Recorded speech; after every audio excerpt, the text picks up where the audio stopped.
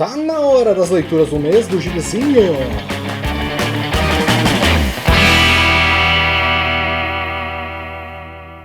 Fala galerinha, eu sou André Giovanella, sejam bem-vindos ao Gibizinho, a mais umas leituras do mês. Exatamente, todo mês tem as leituras, uma repassada em tudo aquilo que foi lido, indicando para vocês o que tem de bom e o que tem de ruim. Então, se você não é inscrito, te inscreve e já deixa teu like aí. E, cara, conforme for falando aqui, não se esqueça de comentar.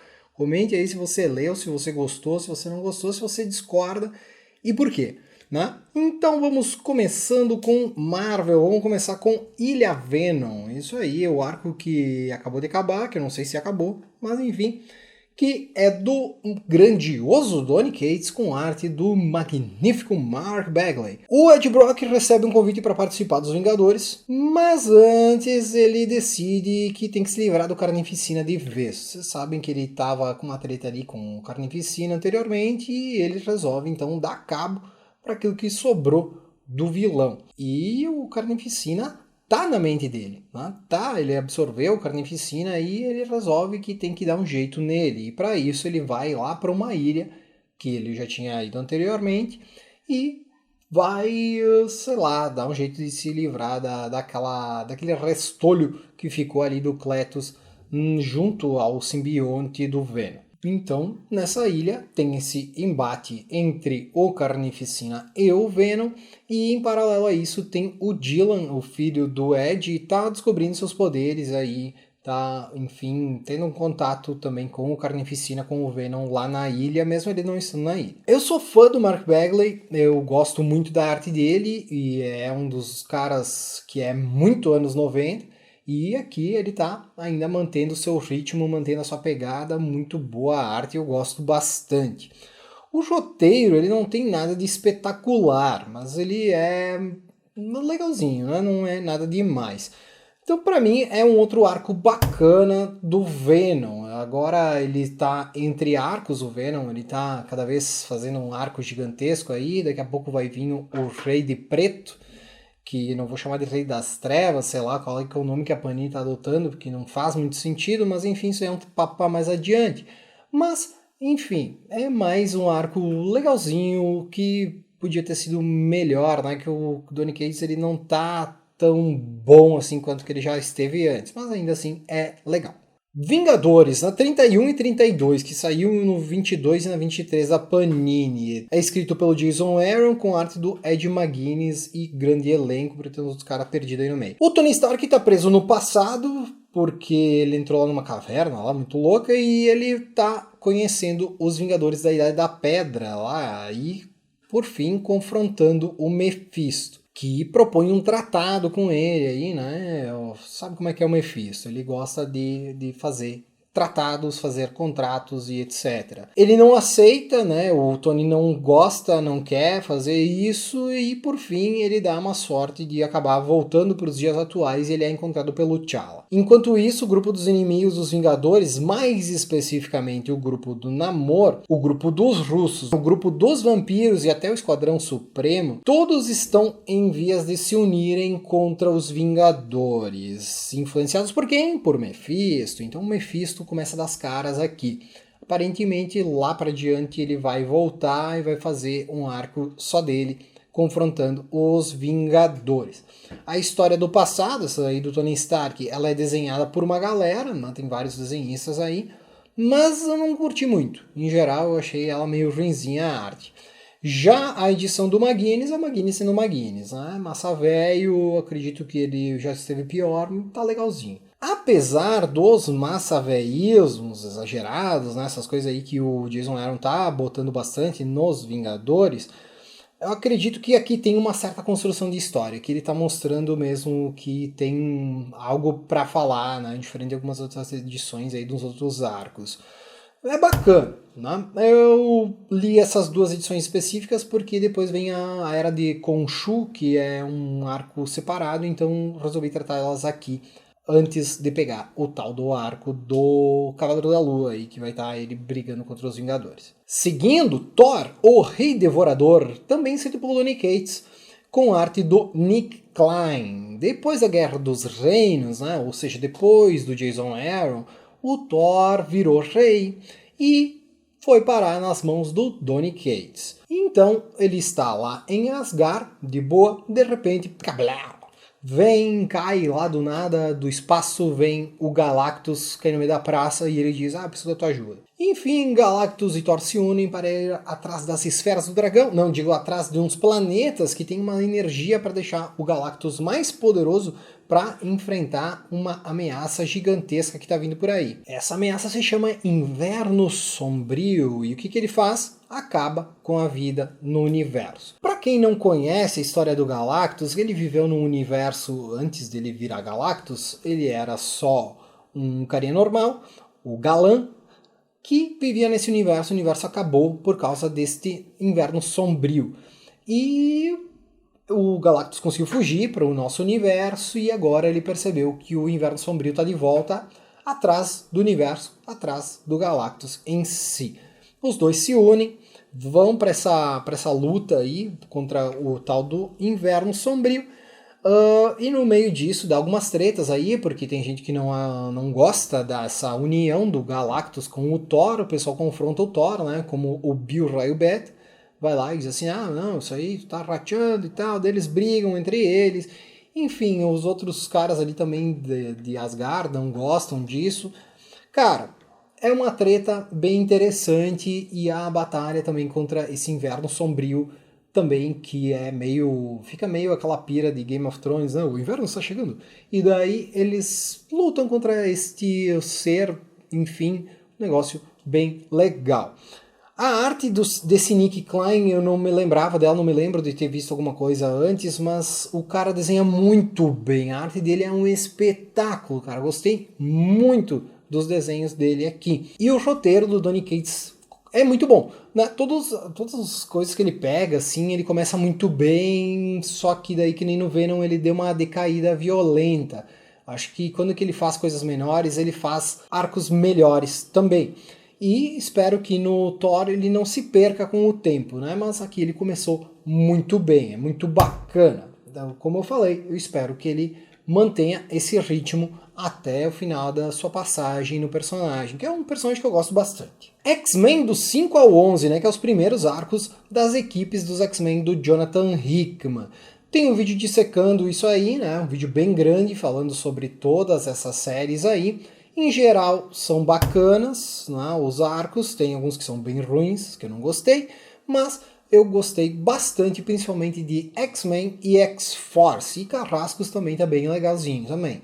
Então, assiste o vídeo, lá tem mais detalhes sobre a fase dos X-Men do Jonathan Hickman. E mais X-Men Segunda Gênese, do Grand Design, eu não tinha lido ainda, na verdade eu tinha lido mais ou menos quando que eu peguei o importado, e agora eu peguei. Então li ele com calma. E aqui, nesse segundo volume, ele mostra a linha do tempo dos X-Men. Como vocês já sabem, o Grand Design, o Ed Piskor, ele pegou então tudo o que aconteceu com os X-Men e botou em ordem cronológica e fez então um apanhadão geral disso aí. Essa segunda fase ele começa então a partir da criação da segunda turma dos X-Men e vai indo. Então aqui nós temos, então, como eu já falei, a formação da equipe, que daí tem o Noturno, a Tempestade, o Wolverine, o Colossus, aquela galera ali. Passa pelos encontros deles com o Clube do Inferno, com o Magneto, o Doutor Destino, Shi'ar, Nascimento e Morte da Fênix, confronto da Vampira com a Carol Danvers, o registro de mutantes, ascensão da Kitty Pryde, que pra mim foi uma coisa bem marcante na época mesmo que eu li. Isso aqui é bem legal, gosto bastante da personagem. O primeiro encontro dos X-Men com a ninhada, que também transforma a Carol Danvers na binária. Primeira formação dos Novos Mutantes. A morte e renascimento do Professor Xavier. Morlocks. O Ciclope se encontrando e se casando com a Madeleine Pryor. O noivado do Wolverine com a Mariko. O neutralizador mutante feito pelo Ford, que acaba atingindo a Tempestade e tira os poderes dela.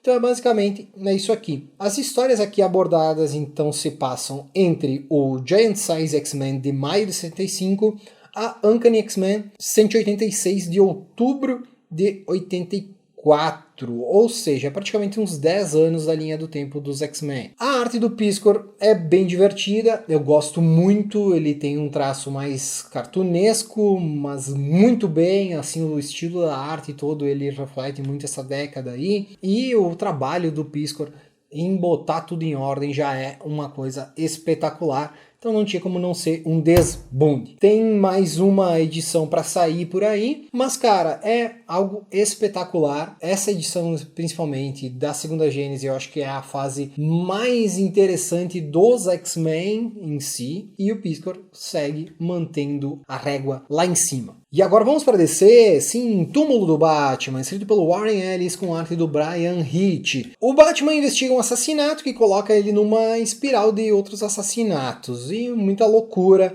envolvendo drogas prescritas e crime organizado. É o encadernado que tem das edições 1 a 6 da série original. E, cara, eu pensei assim, Warren Ellis e Brian Hitch não tinha como dar errado, mas eu acho que deu. Porque o que aconteceu, né? A história é meio chatinha, ela é um pouco estranha demais e meio que se arrasta por alguns momentos, né? É uma leitura bem rápida, porque tem até poucos diálogos, é mais voltado para a arte, parece. Então tem muita porradaria, tem muita ação, assim. Quanto a isso, ela é bem legal. Então, se você gosta do Brian Hitch, você gosta da arte do Brian Hitch, eu acho que vale a pena. Apesar de eu achar que a arte dele antigamente era melhor, não sei se é por culpa dele ou do arte finalista. Mas, enfim, alguns pontos positivos, assim, que tem o Alfred confrontando o Batman, que é uma coisa bem interessante aqui, que o Alfred diz assim, tu tem que dar esse computador aqui teu, aqui, esse computador master aqui, tu tem que dar pra polícia. Tu tem que pegar, ao invés de ser um milionário e sair batendo nas pessoas na rua, tu tem que dar o dinheiro pras pessoas.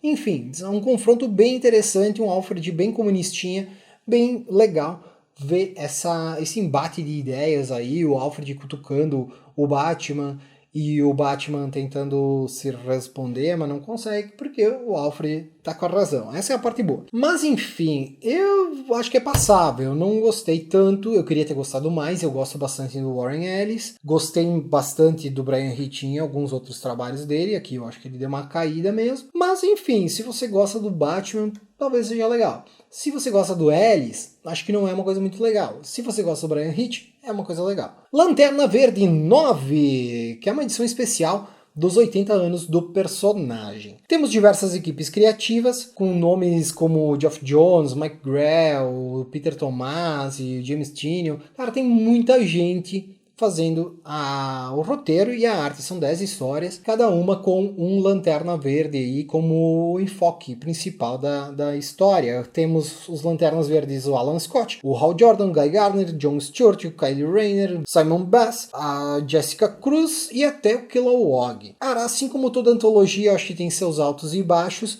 Aqui mais falando sobre a arte, eu acho que sim, tem uma diferença bem grande. Em geral, uma arte bem legal, mas tem uma arte específica que me deixou um pouco triste. O Mike Grell, ele desenhava melhor lá quando ele fazia o Arqueiro Verde. Eu acho que agora, com o tempo, ele tá desenhando não tão bem. E são historinhas que servem mais para matar a saudade, para relembrar aí qual que é o diferencial desses lanternas, o que torna eles especiais.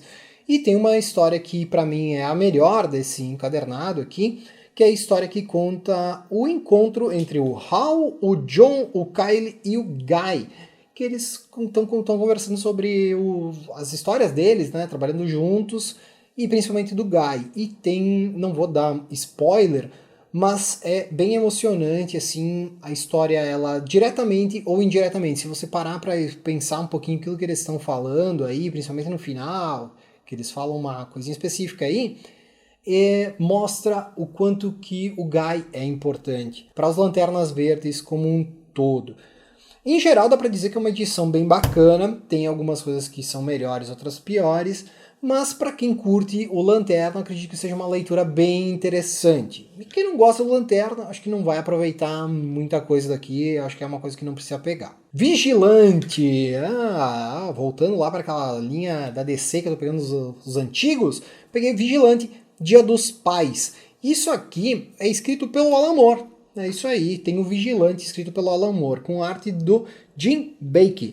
Essa história é em 2 partes, saiu aqui no Brasil em Grandes Clássicos da DC 9, que é aquele lá do Alan Moore, e conta a história então do Adrian Chase, que é o vigilante. Ele é procurado por uma mulher que vem lá desesperada dizendo: meu marido vai sair da cadeia, eu preciso de proteção, não sei o que ele vai fazer. O que aconteceu na verdade é que esse cara ele foi preso por bater na mulher e abusar da sua filha. E cara, logo que ele sai da cadeia, ela manda essa mensagem pro Adrian e ela morre.